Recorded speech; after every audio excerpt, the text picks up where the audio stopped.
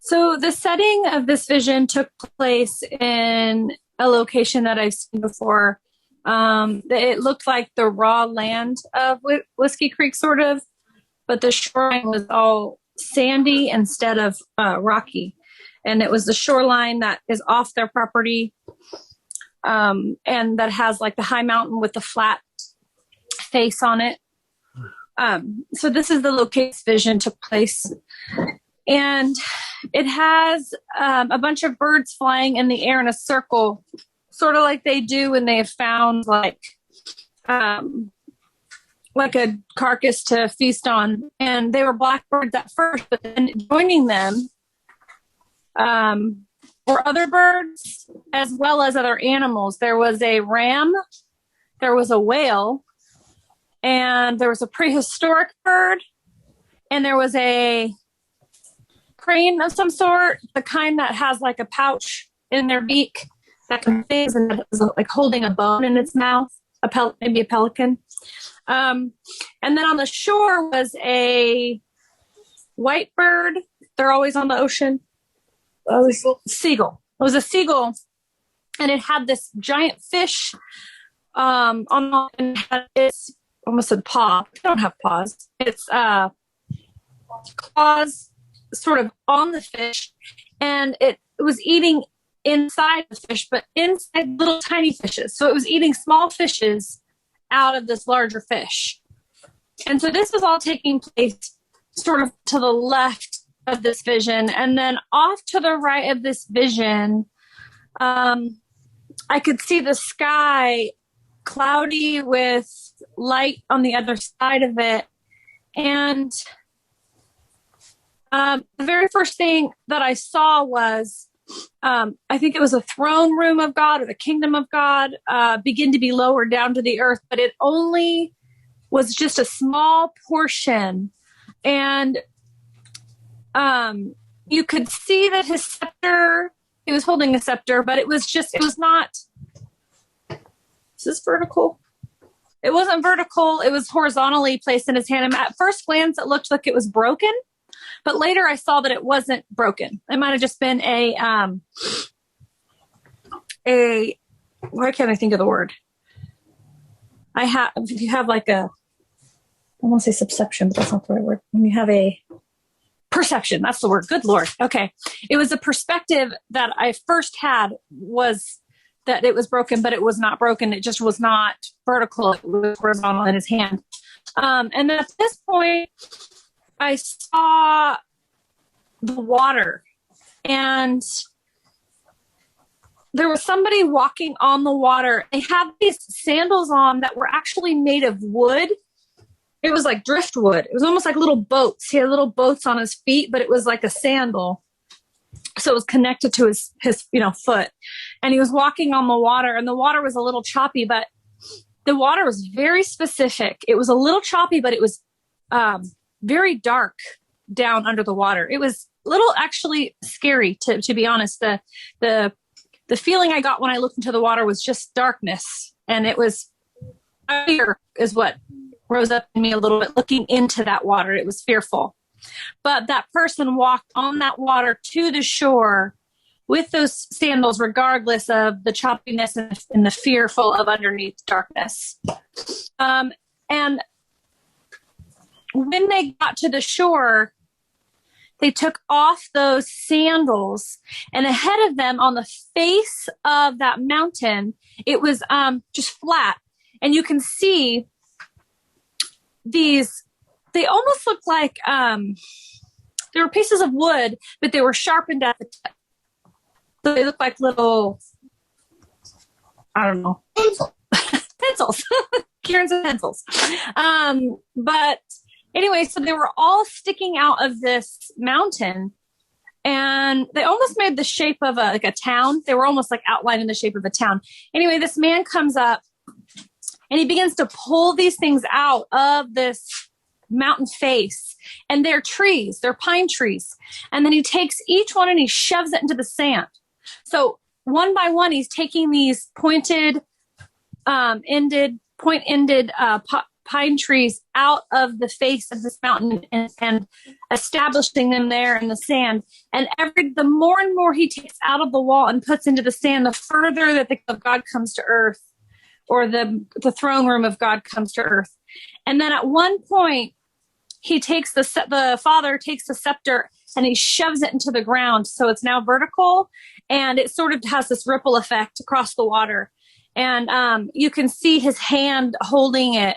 And so he's got this scepter firm, and then he has some sort of like signet ring on his hand. It might be like a redstone on there. I couldn't see, but it was shining. Everything was shining at that point. And was the end of That's the father, basically, huh? With the scepter on the throne. Okay. Well, that's very meaningful. Now, for sure, representing what God can do with Tim in his ministry, and for sure relate to certain things all together. I think the easy part is who is the man walking on water. Basically, we talk about the man walking on water. And the throne, even it is a heavenly thing come to earth, then the work that this man accomplished by planting the mountain, after it was the wrong way to have the glory Lebanon, if in the pine tree, I don't think it's a Mary pine tree representing the songs, actually. So this you are talking about, actually, I believe, is apostle ministry meant to plant the songs into the glory God. It's a fulfillment and continuation, rather. The revelation God gave to us from early days about that he will give us a glory Lebanon. That wording can be found in Isaiah 35 and other portions of Isaiah 35. So that is also a kind of visitation I had from the Lord. He gave me a word, tender shoot. He said, I was surprised. He said, I have give you a forest, and basically the glory Lebanon. So, so that being said, speaking about apostolic ministry, establishing Psalms, this is something I think uniquely need to be continued, understood, and distinguished. Because when God made the holy, he said it's peculiar, it's distinguished from other things. So you can't just commingle. That's not how God does things. So, a lion is a lion, ox is ox, or eagle is eagle. They are different designations. My point is that the apostolic ministry and the prophetic ministry is not interested to produce a spiritual gifted people or produce a movement of any kind. It meant to produce a certain kind of songs through a culture, also through that song, to reproduce and increase that culture. That's eventually we talk about the culture. In the Old Testament, Jesus' time, they don't use those words. Translator don't have those words. In King James time, so King James words in time, they use kingdom, so that's the way how they organize their societies. A kingdom embody a culture, basically. Today, we don't have kings, kingdoms. We have governments, nations. Their government arranged differently, but culture may be a better modern contemporary word to understand. The word actually in the Bible meant the kingdom. I don't want to expound too much about this, but the culture on the kingdom, they have a government array. It have a orderly way of doing things. Most time, if it's not enforced by law or punishment of the law, then you enforced, which is recently the topic I try to engage some young people, enforced by an honor system that we hold honor carried. And you look at the Bible, the whole setup God had intended for his culture is always through a righteous way of honoring, right? Honor. And then starting with we honor God, reverential fear God, the starting wisdom. And that wisdom is not the wisdom of this age or the ruler of this age. It's not the simple wisdom. It's not the pious, godly man, that kind of wisdom. It's actually a way how man's supposed to rule the world or govern the world through the endowment of God in his wisdom counsel. King Solomon, David, a good picture.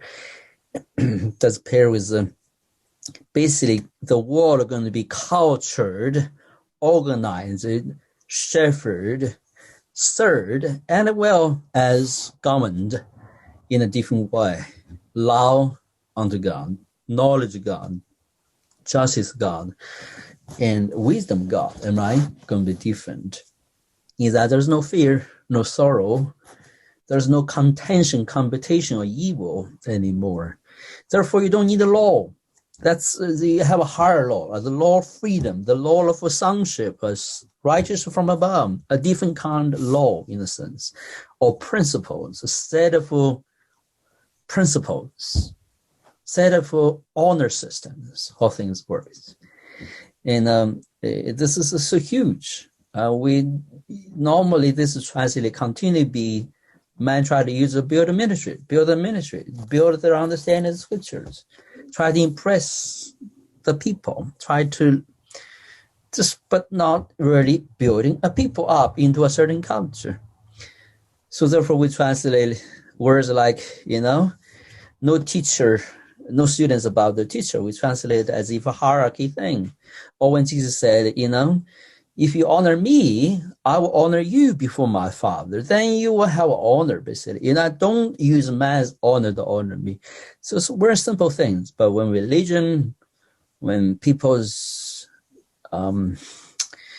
if maybe they are good-hearted people, but their mind is not fully enlightened by the wisdom and the counsel of the Lord, they use those things to back up the reason why they do certain things in ministry. But God never intended for that to be just merely to build a church, build a ministry, build a movement. He intended to produce a wise, understanding people.